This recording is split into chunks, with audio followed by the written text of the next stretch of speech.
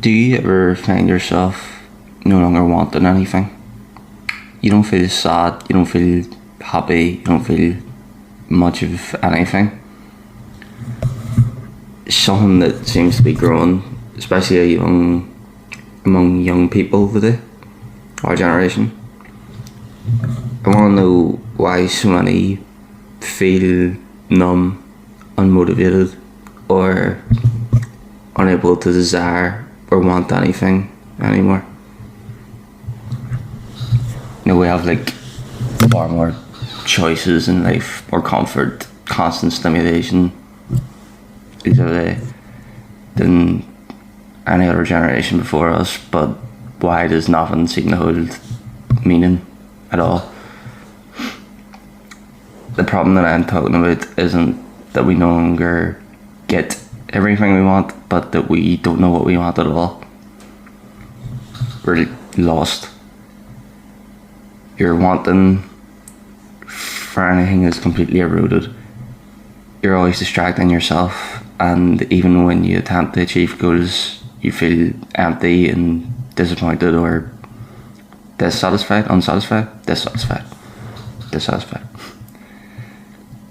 Like in Buddhism, desire is usually described as purely attachment to the earth and the core cause of all suffering. You want things to be different, which causes suffering by leaving you frustrated with your current situation.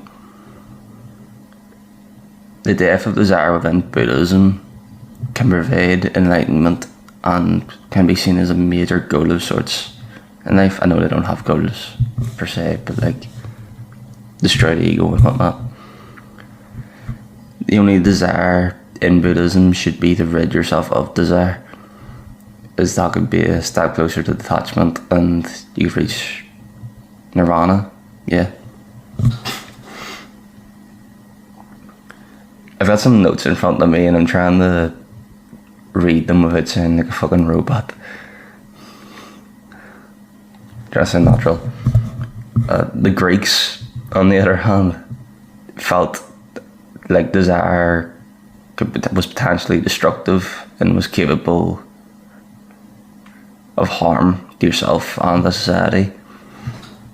But they also thought that it was capable of great good. It was what driving us to do good. It was the driving force of our lives and of society. They called it Eros, which is the same name of the god Cupid. Cupid's the Roman name. And so to the Greeks, the desire was love.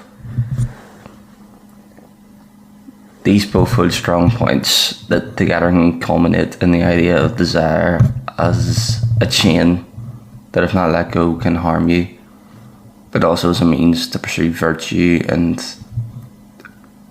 to give us our life's blood, you know, our reason to live.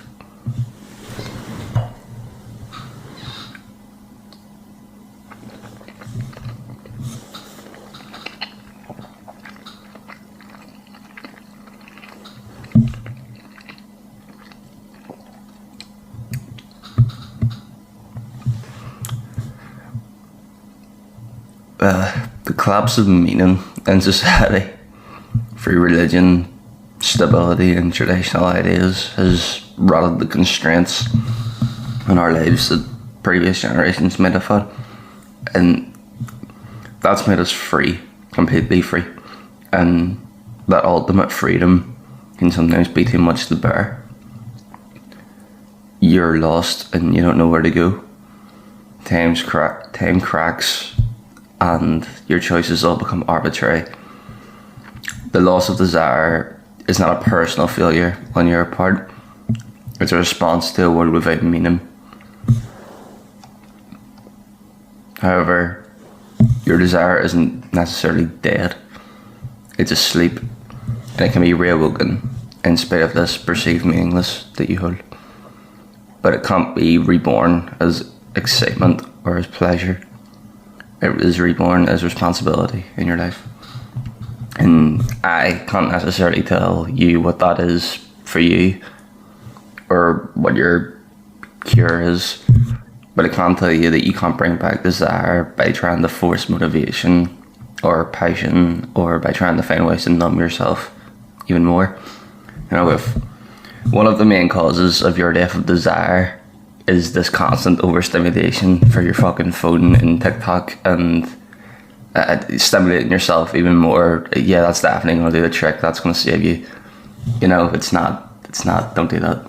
But the instant gratification and the doom scrolling that's going to kill you. Regaining your, shouldn't have said that, video's probably on a flag. Cut that out. Regaining the desire, that's going to require absence and thought and quiet, and you're going to need to make many things that were available to you unavailable to find what is actually worth going after. If it needs to be your own desire as well, it can't be a borrowed desire from the internet or the others in your life, or even like philosophers or books, I guess. If you know, like, if you killed all of your distractions, what would be left? What would you want? You really need to search within yourself to find that. You know, Nietzsche had this idea of the lost man, which was effectively a possibly nihilistic person who holds no beliefs and lives a life where they seek only comfort and avoid all risk, all challenge, all boredom. They have no desire, no longing for more, and they live in comfort and mild satisfaction until they eventually die. And that sounds like an easy way to live, and I'm sure it is for a while, but it's just not a life that you'll really give a fuck about, frankly. The passive nihilist lives this better existence and doesn't try and doesn't care. They don't care about anything. The active nihilist, on the other hand, accepts that those old values that used to bring us meaning are dead, they're gone, and they're not going to come back for any time in the foreseeable future, but they still actively seek for what is worth wanting and worth caring about today. Your desire won't return when your life becomes meaningful, but your life will regain its meaning when you find what is worth desiring and you follow it. The goal may not necessarily be to feel alive again through extreme living, even though I think that risk and exercising your freedoms are vital for finding yourself again, and living without risk and freedom is shit. But your goal should be to live as though your living mattered, as though everything mattered, as though you mattered, regardless of what you believe the grand scheme may be.